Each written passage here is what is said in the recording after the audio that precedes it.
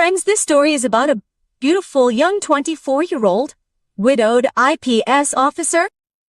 Her husband died during a mission. On the advice of a friend, she hired a 27-year-old young man as a servant. The servant's conversations and interactions with her began to resemble her late husband. This is why the IPS officer began to like him. One night around 12 a.m., the IPS officer called the servant into her bedroom. What followed was something many people aspire to, but not everyone has such luck. It seemed as if the servant had found his destiny. Now he no longer needed a wife or worried about money. His every wish was fulfilled and money began to flow into his home. What so captivated the IPS officer that compelled her to fulfill his every wish? For war-ish. Watch this video to the end to find out. Friends, on the outskirts of Jaisalmer city stood an old bungalow, Gita bungalow Gao. The old peepal tree in the courtyard, the marks of time on the walls, and the wooden doors that creaked in the gentle breeze. All these told the story of the loneliness of that house. She lived in that quiet and desolate bungalow. At just 24 IPS, Shitotavadi was known throughout the district for her intelligence, courage, and of nature. Her eyes sparkled with justice and her face was so captivating that anyone who looked at her was stunned.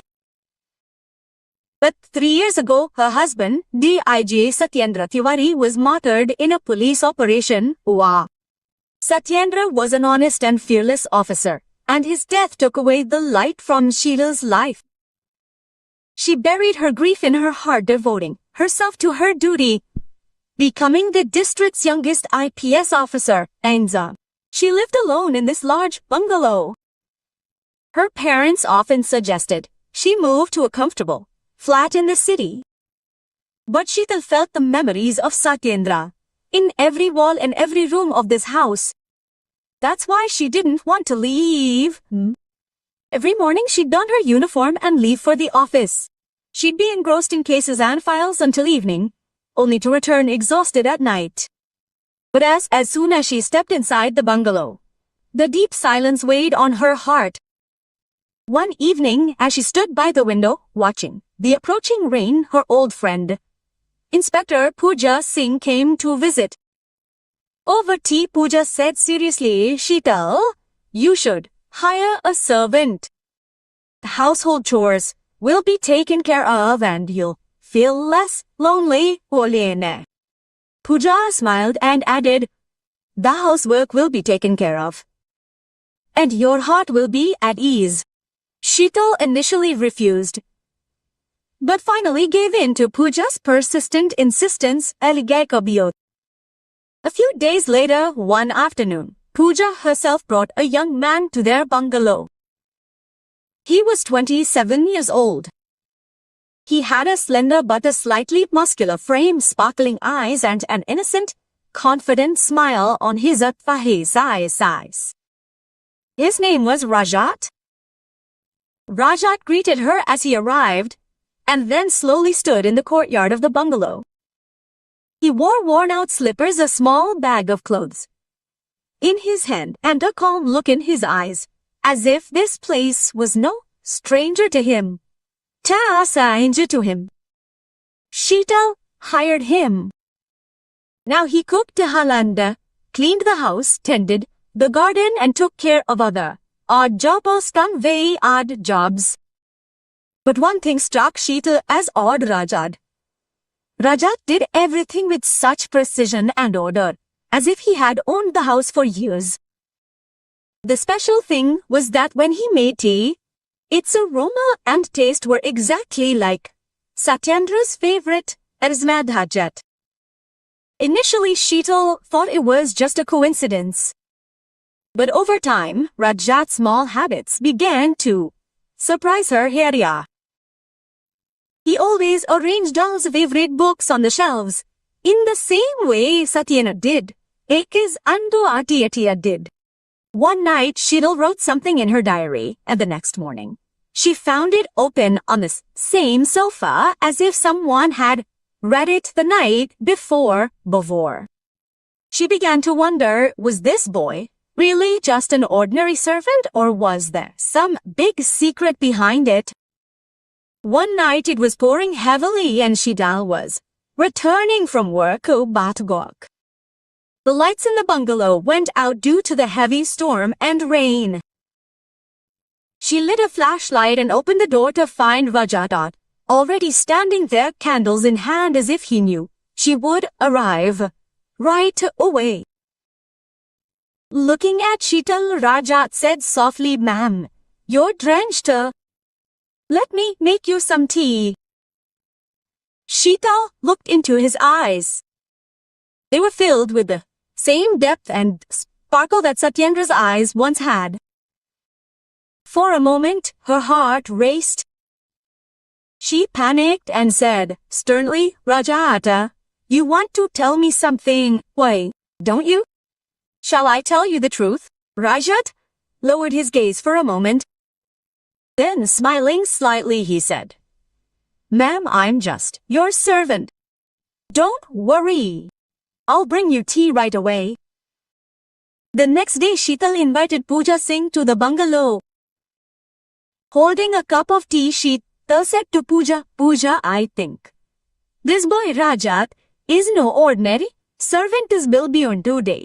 His actions, his way of making tea, his manner of talking, everything reminds me of Satyendra again and again. Am I going crazy?" Pooja tried to laugh it off, but Sheetal's suspicions had deepened. She told Pooja to check Rajat's entire background. "My child, I want to know the truth." A few days later, Pooja brought the report. Sheetal couldn't find any significant records about him. His Aadhaar card and other details were correct, but there were no records from before. It was as if this boy had suddenly appeared out of nowhere. Pooja continued, "He might really be an ordinary boy. But if you have doubts, we can investigate more deeply." Aish. Sheetal nodded. But the confusion in her heart didn't subside. That night, Sheetal sat in her bedroom, looking at old photographs. In one photo, she and Satyendra were smiling on their wedding day. And Satyendra had given all his close Hoshens a special ring with the name God written on it in small letters. Alas, Sheetal always kept that ring in a special place in her diary. But when she opened the diary, the ring was gone. Sheetal's heart froze for a moment. How could it have disappeared? Did Rajat take it? Or was someone else sneaking into this house by? Sheetal's mind went blank. Did Rajat steal it, or did someone else break in? What? The next evening, Sheetal called Rajat into the drawing room. She said sternly, "Rajat, a ring is missing from my diary. Do you know anything?" Rajat replied calmly, oddly, "Ma'am, I didn't take anything. But if something valuable of yours is missing, please tell me. I'll help find it." There was a strange truth in his voice. But Sheetal's suspicions didn't diminish. That very night, Sheetal received a message from an unknown number. "Sheetal, you're asking too many questions. Let go of Rajat or your position and your life will be in danger." Sheetal's face turned pale. It was a threat, and it clearly mentioned Rajat's name. Was Rajat really a threat, the threat? Or was someone else trying to scare them? Sheetal immediately called Pooja and told her about the message. Pooja immediately said, Sheetal, this is a serious matter. I'll send a team. Until then, keep an eye on Rajat out. But Sheetal's finances were now completely entangled. Satyendra's face kept appearing before her. Was Rajat really Satyendra? Or was it just her imagination? The next day, Sheetal saw Rajat watering the plants in the garden. An old ring glittered on his right hand, with some god written on it. Vutsingo unknown itate. Sheetal's heart raced at last. Was it the same ring? She called out to Raj and asked, where did you get this ring? Tawatwegafo. Rajat replied with a slight smile, Ma'am, belonged to my mother. Mebekayu. It was an old memory, but there was a unique gleam in his eyes. A gleam that made Sheetal's heart race, Nukai's. Now Anupama's mind was completely focused on unraveling Rajat's secret. She wanted to know who this boy was and if he had any connection to Satyendra's death, Trachobati. But she also knew that one wrong move could cost her her life. That ring deepened Sheetal's suspicions. Was it really a memento from Rajat's mother or the same ring Satyendra had given her years ago?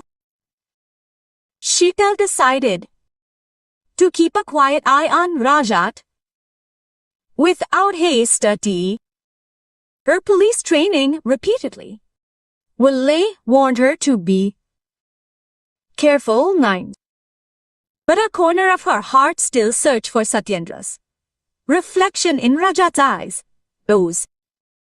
The next morning, Sheetal was sitting in her office when Pooja. The initial report on Rajat's background. So Lady Otse's background. Sheetal said, Rajat's record is clean. But there's something strange. His Aadhaar card and other documents are only 3 years old. There's no record before that. As if he had suddenly appeared out of nowhere. Sheetal listened quietly to the report, but kept her eyes on the old file on the table. The file related to Satyendra's death. She said softly, Pooh, give me this file, Tere. Perhaps some aspect has escaped my notice. That night when Sheetal returned to the bungalow, Rajat was busy in the kitchen. He smiled at her and said, Ma'am, I've made your favorite Rajma Chawal today, Malabal. Sheetal's heart raced. Rajma Chawal was Satyendra's favorite dish. She looked at Rajat intently, but said nothing. During the meal, Sheetal asked Rajat, where did you live before? Tell me something about your family. Rajat put down his spoon and said, in a low voice, the story isn't anything special. I'm from a small village. My parents died when I was a child. Now, I'm alone. There was a suppressed pain in his voice. But Sheetal sensed he was hiding something. She ended the conversation right there. But in her heart, she had decided she would definitely get to Rajat's true identity. That very night, Sheetal reopened Satyendra's case file. It stated that Satyendra was part of a high-profile operation, but his body was never found. The police had assumed he was dead. But Sheetal always suspected that Satyendra's death was not so ordinary. There was another shocking thing in the file. Another person was present on the night of the operation. But his statement was incomplete. His name was not recorded. Just a code name. Raju Setal's mind. His mind is spinning. Could Raju be Rajat? Or is he hiding a bigger secret? She immediately called Pooja. Pooja, find out who the witness named Raju is. In Satyendra's case, I need every detail about him. The next day, Sheetal was busy at the office when Pooja sent an old photo. It was from Satyendra's police training days, Astahai, standing with his colleagues of Sakabai. A face in the photo startled Sheetal. It resembled Rajat. Sheetal's heart raced. Beast. Was it really Rajat or just a trick? Or just a whack? Returning home that evening, she saw Rajat watering the garden. She went closer and, showing him the photo, said, "It's you." Rajat's face hardened for a moment. Then he laughed slightly. "It might be someone else who resembles me, hi." But there was a hint of the fear in his eyes that Sheetal couldn't hide. That very night, Sheetal received a message from an unknown number. "Sheetal, you're getting too close. Release Raju. Otherwise your bungalow will become your grave."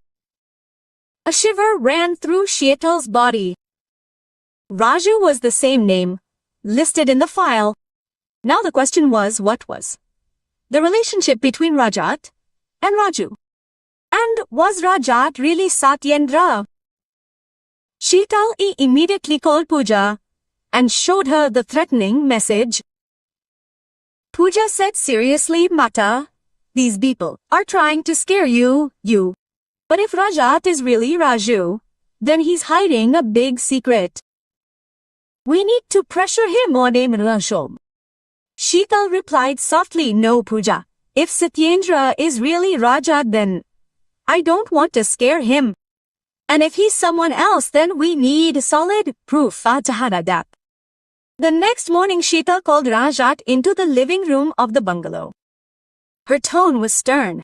"Rajat, there's no need to hide anymore. Tell me clearly, you're Raju, right? And how do you know Satyendra?" Rajat looked into her eyes for a moment. Then, bowing his head, said, "Madam, you're misunderstanding. I'm not Raju. I'm just your servant." But there was a slight tremor in her voice. Just then, the bungalow door slammed shut. Sheetal went and opened it. Pooja was standing there, holding a file in her hand. She handed it to Sheetal. "This is Raju's record. You have to see this." Sheetal opened the file and her heart sank at the first image she saw. It was Rajat's clothes. He stood there silently. Sheetal took a deep breath, a strange sadness in her eyes. "Rajat, no more lies. Who are you? And what happened to Satyendra?" Rajat took a deep breath and said softly, "Madam, I will tell you everything. But first you have to come with me." He pointed to the back of the bungalow, where there was an old storeroom. Sheetal's heart raced. Was Rajat really Satyendra? Or was this all a trap? His words held a secret that both instilled fear and and fueled a desire to know Satyendra's truth. Sheetal glanced at Pacha, who was still silently flipping through the file. "Iho e kabokosu." Pooja said sternly, "Natani. Sheetal, don't go alone.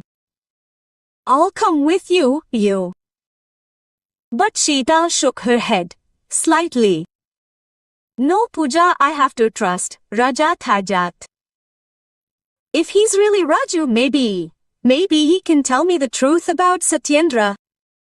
You wait outside, and if something goes wrong, Wait for my signal. Pooja reluctantly agreed. Ooh. But as she left, she put her hand on her pistol and looked at Rajat, whose face no longer held fear but a strange pain. Aaye kote kohol ko bags. Let's go, Sheetal said, and followed Rajat to the old storeroom at the back of the bungalow. Back of the bungalow. The storeroom's old wooden walls and broken windows seemed to tell the story of to give years of desolation and waiting. Rajat found a junk door, unlocked the lock, and pushed open the door. Inside, a stench of dust, dirt, and decay permeated the room.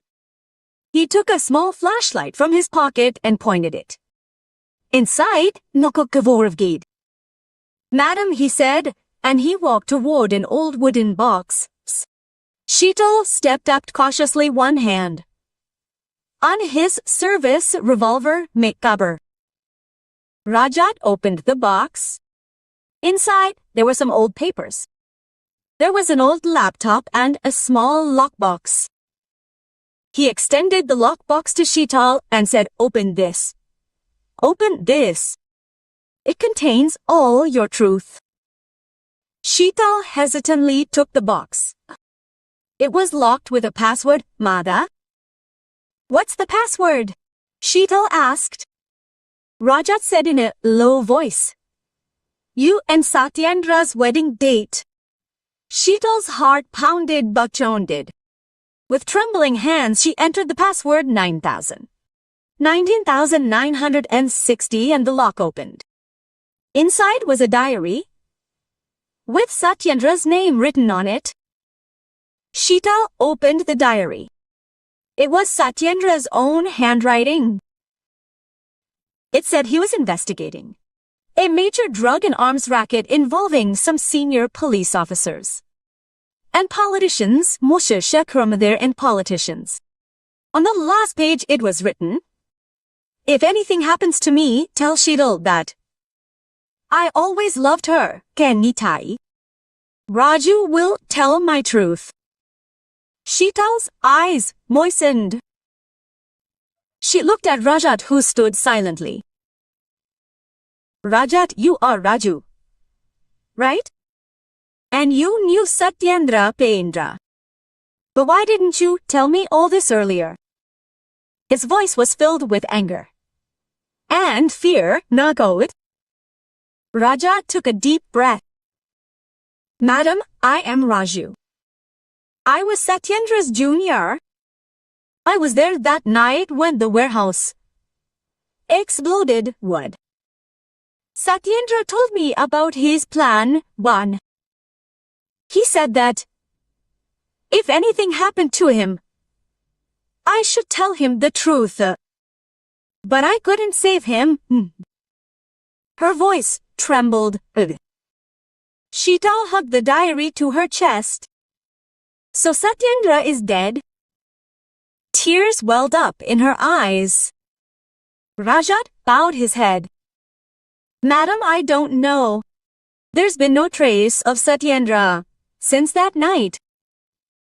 But I've heard that the people in the racket are still afraid he might be alive. That's why I came to you. I started working in your bungalow to protect you. Ade. Sheetal's money is entangled. If Rajat was Raju, then perhaps he was telling the truth." But the shadow of Satyendra lingered in her eyes, and the mystery of that ring remained unsolved. Just then a loud sound of glass shattered from outside the storeroom. Sheetal and Rajat immediately drew their revolvers. Sheetal signaled Rajat to stay back. Pooja's voice echoed outside. "Sheetal, come out. Is anyone here?" Sheetal and Rajat quickly left the storeroom. No sutum. A man was standing in the garden of the bungalow, dressed in black and holding a gleaming knife in a knife. "Pooja, had her pistol drawn. But the man suddenly disappeared in a cloud of smoke. Sheetal looked angrily at Rajat. What was that? Rajat, you've led me into a trap. Rajat immediately said, Madam, trust me, Ibo. These are the same people who killed Satyendra. Now they're after you because you've got the diary. Pooja grabbed Sheetal's hand and said, Sheetal, don't take any chances. This diary will be with me. I'll take it to headquarters. You and Rajat come with me. Sheetal replied sternly. No, Pooja, if Rajat is telling the truth, I have to expose this racket. That same night, Sheetal received another anonymous message from Satyendra. Sheetal, you've seen the diary. Now your time is running out. Tomorrow at 11 o'clock p.m. near the old warehouse. Come alone. Sheetal's heart swelled with anger and pain. This was the same warehouse where Satyendra had died. Was this the last chance for truth or another trap? She showed the message to Rajat.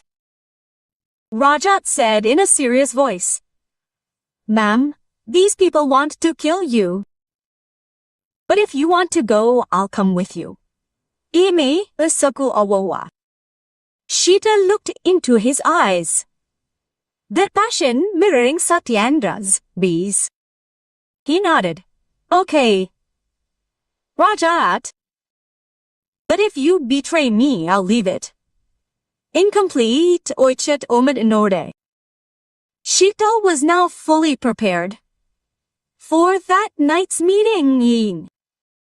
The mention of the old warehouse brought back memories of Satyendra. But there was also a burning desire to expose the racket that had taken his life. Her suspicions about Rajat remained, but the truth in his eyes and Satyendra's actions were holding her back. Sheetal told Pooja about the message and gave her strict instructions. Pooja, you and your team should keep a watchful eye on the warehouse. But don't make any move until I give you the signal. At 11:45 p.m., Sheetal and Rajat had headed for the old warehouse. Light raindrops pattered on their faces and Adnahads, and a quiet, fearful feeling filled their hearts. The silence of the warehouse echoed through their breaths. Sheetal had her service revolver tucked into her waistband, and Rajat had a small knife, notes off. As they approached the broken gate, Sheetal said softly, If this is a trap, Rajat, you'll have to answer for it. It will for it ego of yours it. Rajat looked at her with serious, Aton of course, guys. Madam, I'm with you. No matter what happens, I won't let anything happen to you. There was a strange warmth in his voice which reminded Sheetal of Satyendra, Dara. The warehouse was completely dark. Only the dim light of a lantern flickered in one corner. Sheetal and Rajat slowly moved toward it. Suddenly, a cold, heavy voice rang out. Sheetal Tiwari, you're very stubborn. A tall man emerged from the room, wearing a black mask. Behind him were two other men, both holding guns. Sheetal immediately pulled out her revolver and asked Quora, Who are you? And what happened to Satyendra? The masked man laughed bitterly. Satyendra, he was a mistake. He got in our way. And now you're repeating the same mistake. He pulled a small device from his pocket. It contains all the data Satyendra stole. Drugs, weapons, gold, all our impressions. But now we have this data back. And you'll be just a story. Sheetal's blood boiled his ilko techet. She looked at Rajat, who had been silently staring at the masked man. Shike. Suddenly, Rajat threw a knife with full force. The knife pierced the masked man's hand, and the device fell to the ground, debris. The masked man screamed in pain, and his two companions, guns drawn, rushed towards Sheetal. But before they could react, the warehouse was raided from outside. Shots were fired. Within minutes, amid the noise and explosions, both of the masked man's companions had fallen to the ground. The masked man tried to run, but Rajat him. Rahorot caught him. Se bohat karo. Sheetal stepped forward and removed his mask. And there he was. A familiar face. Bhupesh Singh, a retired DIG, and Satyendra's former superior. Sheetal's face was filled with surprise and anger. Bhupesh said with a slight smile, Sheetal, you and Satyendra were both very stubborn. Hi. I warned him. So did Jeevan. But you two didn't relent. He lay on the ground. He bent to pick up the device, but Sheetal immediately kicked it away. Boy, enakdo. At that moment, Rajat looked at everyone and said, Madam, the time has come. He took a small pendant from his pocket. Sheetal's breath stopped. It was the same pendant he had gifted Satyendra on their first anniversary. Allaria antakduorti. Sheetal's eyes widened. Rajat, you are Satyendra. Rajat, meaning Satyendra, nodded slowly. Yes, I am Satyendra. I survived that night in the warehouse. But I knew they would target you if I came forward. Abigado by a word. So I faked my death and continued tracking that racket. As Radikte Tatke Dobikuti. I came to you as Rajat di Fajat, so you could be safe, Fahif. Tears welled up in Sheetal's eyes. She embraced Satyendra with trembling hands. Why did you leave me alone? I saw you dying every day. Satyendra looked into her eyes and said, I never wanted to lose you, Sheetal, but now we're together. Meanwhile, the team handcuffed Bhupesh Apunebesh. The data on the device exposed the entire racket. Along with Bhupesha, several prominent businessmen and police officers were arrested. Satyendra and his team brought this data to the public and the racket was completely dismantled. A few months later, Sheetal and Satyendra were together again in an old bungalow. Sheetal had left her IPS post and together they had wafat daba sa dadil huang dalaga. That zuksabor bafasad san corruption and crime at zuks. One morning while sitting in the garden of the bungalow, Sheetal handed Satyendra a cup of tea and smiling said, Your tea still touches my heart, Hardy. So friends, if you like this story, please like, cofinarte, commente, and share it with your friends. Mhobo. If this is your first visit to our channel, please subscribe. Thank you.